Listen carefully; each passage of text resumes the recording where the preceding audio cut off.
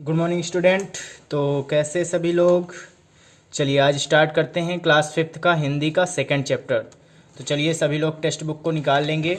सभी लोग ओपन कर ले टेक्स्ट बुक अपनी अपनी और देखेंगे चैप्टर 2 का नेम क्या है, राख की रस्सी। तो आप जैसे फर्स्ट चैप्टर में डाले थे चैप्टर का नेम, उसके बाद वो चैप्टर डालोगे चैप्टर 2 और चैप्टर का नेम ऐसे पहले डाल दोगे चैप्टर यानी पार्ट डालोगे, सॉरी इस पे डालोगे पार्ट 2 और नीचे डाल दोगे राख की रस्सी। इसके बाद आपको क्या करना है, वर्ड मीनिंग राइट करना है। तो आप सभी को पता ही होगा कि वर्ड मीनिंग पीछे दी गई हैं। दिया गया है फर्स्ट मीनिंग है हाजिर जवाबी, मतलब किसी बात का जवाब होशियारी के साथ तुरंत दे देना, ठीक है, तुरंत रिप्लाई दे देना होशियारी के साथ। आप बीती मीन्स होता है अपने साथ हुई कोई घटना, ठीक है, जैसे कोई घटना हो जाती है हमारे साथ उसको बोलते हैं आप बीती। सुझाव, प्रस्ताव मीन्स होता है सुझाव। चलिए अब स्टार्ट करते हैं चैप्टर को। तो रीड करेंगे सभी लोग, अपनी टेक्स्ट बुक को ओपन कर लेंगे, पेज नंबर 11 राख की रस्सी। देखते हैं पढ़ते स्टोरी में क्या दिया गया है। तो चलिए स्टार्ट होती है स्टोरी। लोनपो गार तिब्बत के 32वें राजा शौनग वशैन गांपो के मंत्री थे, ठीक है। दिया गया है लोनपो गार जो थे तिब्बत के 32वें राजा जिसका नाम था शौनग वशैन गांपो के मंत्री थे। ये कौन, लोनपो गार। विच अपनी चालाकी और हाजिर जवाबी के लिए दूर दूर तक मशहूर थे, मतलब कि वो तुरंत जवाब दे देते थे बुद्धिमत्ता से, ठीक है। कोई भी प्रॉब्लम होती थी उसको तुरंत सॉल्व कर लेते थे, तुरंत उसका जवाब दे देते थे चालाकी से। तो वो बहुत ही मशहूर थे दूर दूर तक। कोई उनके सामने टिकता ना था, चैन से जिंदगी चल रही थी, मगर जब उनका बेटा बड़ा हुआ तो उनके लिए चिंता का विषय बना हुआ था। अब मतलब कि उनकी ख्याति जो थी, मतलब फेमस थे वो बहुत दूर दूर तक, ठीक है। तो चैन से ज़िंदगी चल रही थी, मगर जब उनका बेटा बड़ा हो गया तो अब उनको थोड़ा सा प्रॉब्लम हुई, उनको चिंता होने लगी उसकी। कारण यह था कि वह बहुत भोला था, होशियारी उसे छूकर भी नहीं गई थी। मतलब इसलिए उनको चिंता होती थी क्योंकि बहुत भोला, सीधा साधा भोला सा था उनका जो बेटा था लोनपोगार का, और उसको होशियारी छूकर भी नहीं गई थी, मतलब उसे होशियारी एक भी नहीं आती थी। लोनपोगार ने सोचा मेरा बेटा बहुत सीधा साधा है, मेरे बाद इसका काम कैसे चलेगा।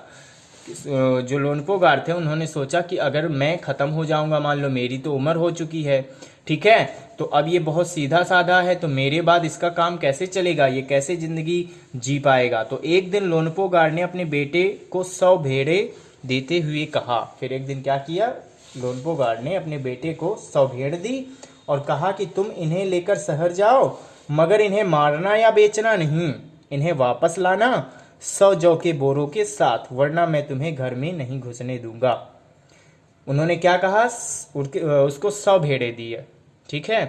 कह दिया कि भेड़ें ले जाओ, शहर जाओ और वहां से जब आना तो 100 जौ के बोरों के साथ आना, ठीक है। जौ के बोरे लाना है, वो भी 100, लेकिन शर्त क्या थी कि मगर इन्हें मारना या बेचना नहीं। जो भेड़े मैं दूंगा तुम्हें, उन्हें ना तो मारना है और ना ही बेचना है, ठीक है, वरना मैं तुम्हें घर में घुसने नहीं दूंगा। कहते हैं कि नहीं तो मैं घर में अंदर प्रवेश नहीं करने दूंगा। इसके बाद उन्होंने बेटे को शहर की तरफ रवाना कर दिया, मतलब शहर जाने का रास्ता दिखा दिया कि जाओ शहर। चलिए अब नेक्स्ट पेज निकाल लीजिए, पेज नंबर 12। पेज नंबर 12 देखते हैं। इस पे दिया गया, फिर आगे होता है लोनपोगार का बेटा शहर पहुंचा, मगर इतने बोरे जौ खरीदने के लिए उसके पास रुपए ही कहाँ थे। मतलब वो शहर तो पहुंचा लेकिन अब उसके पास क्या थे, पैसे थे नहीं, तो वो कैसे खरीदेगा। वह इस समस्या पर सोचने विचारने के लिए सड़क के किनारे बैठ गया, मगर कोई हल उसकी समझ में नहीं आ रहा था। वह बहुत दुखी था। तभी एक लड़की इसके सामने आ खड़ी हुई। क्या बात है, तुम इतने दुखी क्यों हो। एक लड़की आई थोड़ी देर बाद, वो जब परेशान था सड़क के किनारे बैठा था, एक लड़की आती है और उससे पूछती है कि क्या दिक्कत है तुम्हें, तुम इतने परेशान क्यों दिखते हो।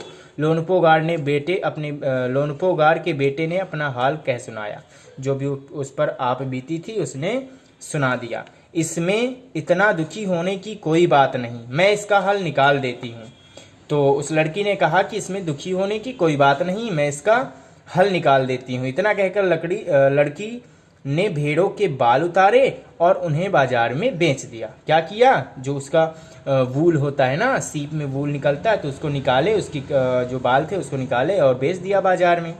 फिर जो रुपए मिले उनसे 100 जौ के बोरे खरीद कर उसे वापस घर भेज दिया। ठीक है। फिर लोनपोगार के बेटे को लगा कि उसके पिता बहुत खुश होंगे, मगर उसकी आप बीती पर उन्होंने ध्यान नहीं दिया। ठीक है, उसको लगा कि पिताजी तो अब बहुत खुश हो जाएंगे, मैंने भेड़ें भी नहीं बेची और क्या किया, 100 जौ के बोरे भी ले आया। मगर उसके पिता खुश नहीं हुए, उसकी आप बीती पर उन्होंने ध्यान नहीं दिया। जो उसके साथ हुआ उन्होंने कोई ध्यान ही नहीं दिया। वे उठकर कमरे के बाहर चले गए। दूसरे दिन उन्होंने अपने बेटे को बुलाकर कहा, पिछली बार भेड़ों के बाल उतार कर बेचना मुझे जरा भी पसंद नहीं आया।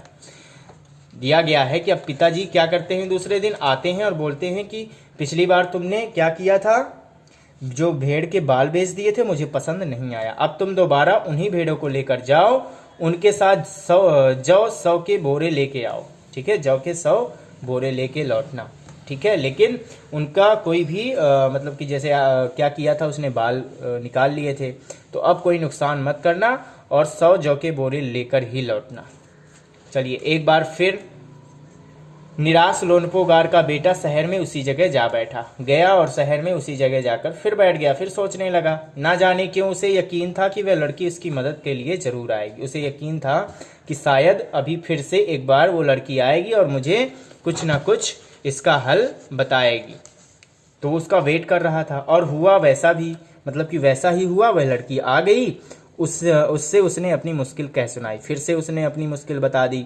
अब तो बिना जौ के 100 बोरों के मेरे पिता मुझे घर में नहीं घुसने देंगे। उसने बताया कि अब तो अंदर नहीं घुसने देंगे अगर मैं बोरे नहीं ले जा पाया 100 जौ के। तो लड़की सोचकर बोली कि एक तरीका है। उसने भेड़ों के सींग काट लिए, उन्हें बेचकर जो रुपए मिले उनसे जौ खरीदे। ठीक है, बोरे लोनपोगार के बेटे को सौंपकर लड़की ने उसे घर भेज दिया। फिर से लड़की ने क्या किया, उसके सींग काट लिए। दोबारा क्या किया था, भेड़ों के सींग काटे थे और फिर से उसे घर भेज दिया 100 जौ के बोरों के साथ। अब देखो, भेड़े और जौ के बोरे पिता के हवाले करते हुए लोनपोगार का बेटा बहुत खुश था। ठीक है, उसने विजयी भाव से सारी कहानी सुनाई। सुनकर लोनपोगार बोले, उस लड़की से कहो कि हमें 9 हाथ लंबी राख की रस्सी बना कर दे। अब क्या हुआ, जो वो बेटा था तो उसने बता दिया ऐसा ऐसा हुआ मेरे साथ। तो लोनपोगार ने बोला, उसके पिता ने बोला कि ठीक है, जाओ और उस लड़की से कहो कि हमें 9 हाथ लंबी राख की रस्सी बना कर दे। ठीक है, राख की रस्सी, आप समझ रहे हो ना, राख होती ना तो उसकी पकड़ भी नहीं सकते, आज उस पकड़ोगे ना तो वो फिर वो बिल्कुल वो हो जाती है, निकल जाती है। ठीक है, बहुत मुलायम होती है वो। ठीक है, बिल्कुल उसका बिल्कुल मिक्सचर रहता है। ठीक है, जब जल जाता है कोई भी चीज़ तो राख को आप नहीं पकड़ सकते हो अच्छे से। फिर रस्सी बनाना है, ऐसे तो पकड़ लोगे, लेकिन रस्सी बनाना है या कोई भी चीज़ बनी हुई हो तो फिर उसको आप पकड़ोगे नहीं तो बिगड़ जाएगी वो। अब क्या होता है, चलिए आगे देखते कैसे बनेगी राख की रस्सी। उनके बेटे ने लड़की के पास जाकर पिता का संदेश दोहरा दिया, मतलब बता दिया लड़की से। लड़की ने शर्त रखी, मैं रस्सी बना तो दूंगी मगर तुम्हारे पिता को वह गले में पहननी होगी। अब लड़की ने क्या कहा कि मैं रस्सी तो बना दूंगी लेकिन पिताजी को गले में पहननी पड़ेगी। अब क्या था, लोनपोगार ने सोचा ऐसी रस्सी बनाना ही असंभव है, इसलिए लड़की की शर्त मंजूर कर ली। अब लोनपोगार सोचता है कि जब राख की रस्सी बनेगी ही नहीं तो मैं पहनूंगा क्या, तो उसने सोचा कि चलो मैं मंजूर कर लेता हूँ शर्त, वैसे भी बन तो पानी नहीं है। अगले दिन लड़की ने 9 हाथ लंबी रस्सी ली, उसे पत्थर के सिल पर रख दिया और जला दिया, मतलब पत्थर पर रख दिया और उस पर क्या किया, आग लगा दी, तो जला दिया। इसके बाद रस्सी जल गई मगर रस्सी का आकार की राख बच गई। क्या हुआ, देखो नीचे दिया गया है, आप लोग देख सकते हो। क्या होता है कि रस्सी जल जाती है लेकिन क्या होता है, उसके आकार जो रहता है रस्सी का वो वहां पर बना रहता है। अब क्या हुआ, चलिए देखते हैं। फिर मगर रस्सी के आकार की राख बच गई, इसे वह सिल समेत लोनपोगार के पास ले गई। वो जो पत्थर था उसी के समेत उसको लोनपोगार के पास ले गए और उसे पहनने के लिए कहा गया। अब पहनने के लिए कहा गया तो लोनपोगार रस्सी देखकर चकित रह गए। वे जानते थे कि राख की रस्सी को गले में पहनना तो दूर, उठाना भी मुश्किल है, हाथ लगाती वह टूट जाएगी। लड़की की समझदारी के सामने उनकी अपनी चालाकी धरी रह गई, मतलब लड़की इतनी चालाक थी कि उनकी चालाकी वहीं पर रखी रह गई। बिना वक्त गंवाए लोनपोगाड़ ने अपने बेटे की शादी का प्रस्ताव लड़की के सामने रख दिया। धूमधाम से उन दोनों की शादी हो गई। अब क्या हुआ, उसने सोचा कि चलो अब एक बुद्धू है तो ये समझदार है, ये मेरे लड़के को संभाल लेगी, तो उसने तुरंत शादी का प्रस्ताव रख दिया। चलिए अब चैप्टर हो जाता है खत्म।